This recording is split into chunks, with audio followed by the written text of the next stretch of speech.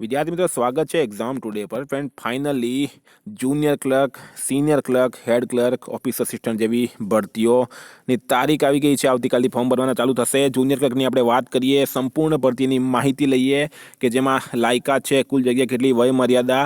તો મિત્રો છેલ્લે સુધી વિડીયો સાથે બની રહેજો। ભરતી જાહેર કરી દેવામાં આવી છે, આવતીકાલથી ફોર્મ ભરવાના ચાલુ થઈ જશે। પૂરા નોટિફિકેશનની આપણે વાત કરીએ એના પહેલાં ખાસ કરીને વનરક્ષક, junior clerk, senior clerk, Gujarat police constable, PSI, LRD માટે એક્ઝામ ટુડેનું લેટેસ્ટ એક વર્ષનું કરંટ અફેર્સ સાથે નેશનલ ગેમ્સ, કોમનવેલ્થ ગેમ, ટી20 World Cup, FIFA World Cup, Olympic, Paralympic, Covid, IPL, GI tag બદલેલા નામ, ભારત ગુજરાતના વર્તમાન પદાધિકારી, પુસ્તક લેખક, company CEO, brand ambassador, awards GK, sports GK, G20 summit, World Cup જેવી ટોટલ 40થી વધારે કરંટ અફેર્સની પીડીએફ, 10,000થી વધારે પ્રશ્નો, પૂરા એક વર્ષનું લેટેસ્ટ કરંટ અફેર્સ। તો પીડીએફ માટે માત્ર ₹250, 9510411961 પર Google pay, phone pay, Paytm કંઈ પણ કરો, સ્ક્રીનશોટ મોકલી આપો, 2 મિનિટમાં પીડીએફ મળી જશે। તો મિત્રો આપણે ટોપિક પર આવીએ, વાત કરીએ notification junior clerk, senior clerk, head clerk, એમાં આપણે જુનિયર ક્લર્કની આજે વાત કરવાના છે।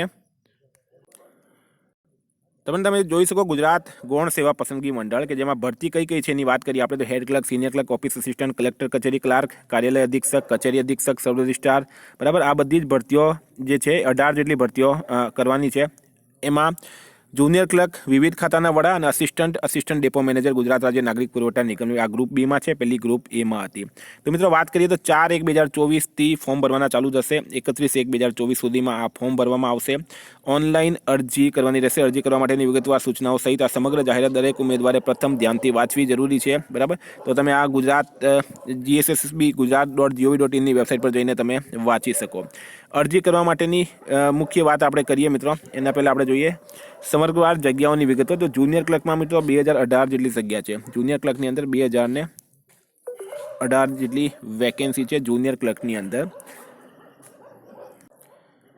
તો ફ્રેન્ડ જુનિયર ક્લર્કમાં 2018 સંખ્યા છે, સિનિયર ક્લર્કમાં 532 છે, હેડ ક્લર્કમાં 169, ઓફિસ અસિસ્ટન્ટમાં 210 અને જુનિયર ક્લર્ક વર્ગ 3 કલેક્ટર કચેરીઓમાં 590 સંખ્યા છે, બરાબર। જો જુનિયર ક્લર્કની 2 છે, એક વિવિધ ખાતાના વડામાં 2018 સંખ્યા છે, જેમ જુનિયર ક્લર્ક વર્ગ 3માં 590 જેટલી જગ્યા છે।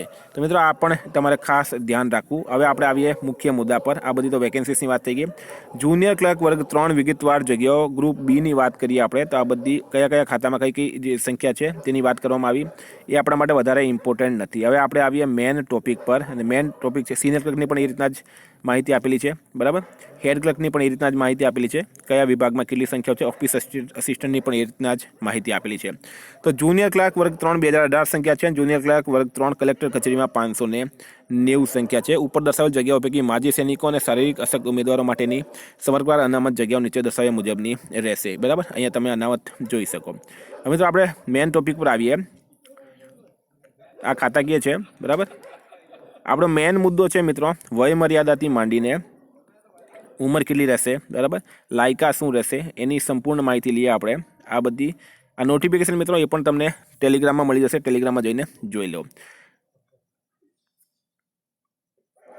હવે તો આપણે આવીએ રાષ્ટ્રીયતા પર। તો ભારતના નાગરિક હોવા જોઈએ, બધા જ છે, બરાબર। વય મર્યાદાની વાત કરીએ તો ઉંમર જાહેરાતમાં દર્શાવેલ અરજી સહી કરવાની છેલ્લી તારીખના રોજ ગણવામાં આવશે। તારીખ 31/1/2024ના રોજ ઉમેદવારની ઉંમર 20 વર્ષથી ઓછી નહીં અને 35 વર્ષથી વધુ ના હોવી જોઈએ। તો 20 વર્ષ અને 35 વર્ષ, બરાબર। હવે એ સાથે સાથે જે લોકોને અનામતમાં ઉંમરમાં છૂટ મળે છે એ લોકોને મળતી રહેશે।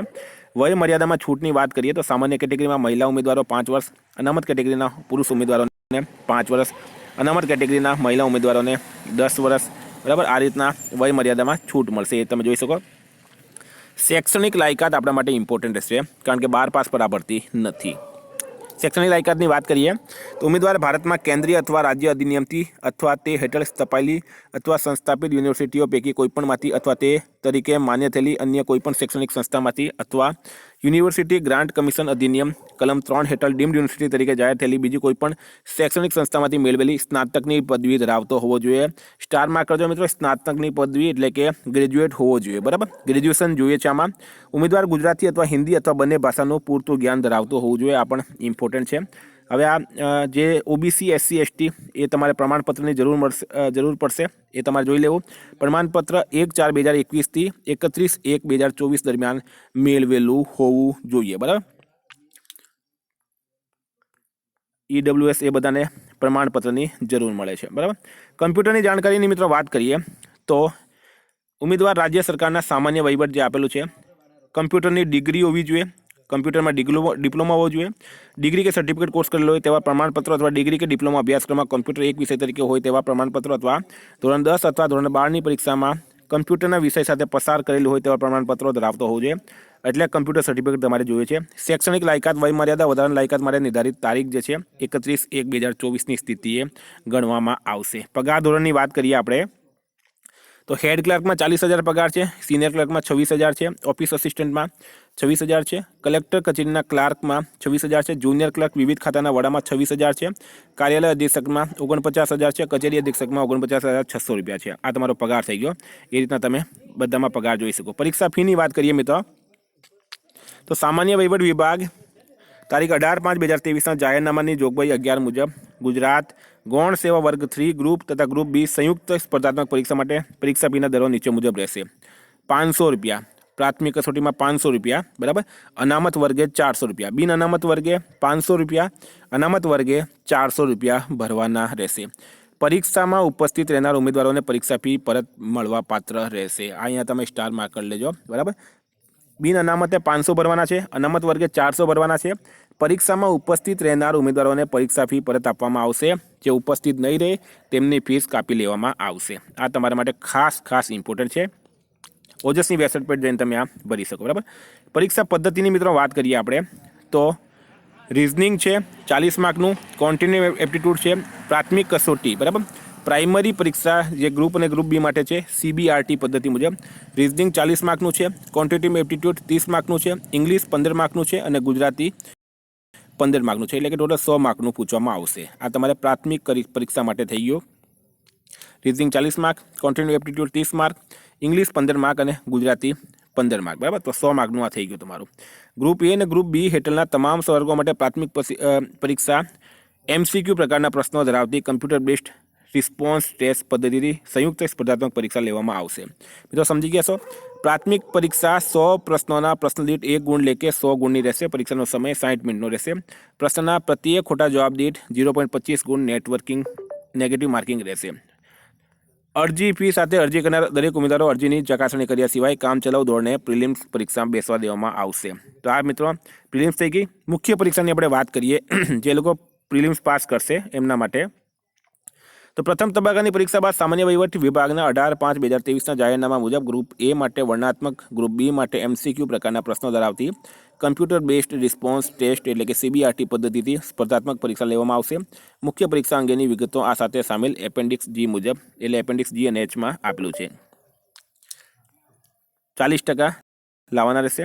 પસંદગી યાત્રીમાં કેવી રીતના કરવાની છે તો ગ્રુપ એ અને ગ્રુપ બી માટેની મુખ્ય પરીક્ષા માટેના લાયક ઉમેદવારોની અલગ અલગ યાદી તૈયાર કરી પ્રસિદ્ધ કરવામાં આવશે.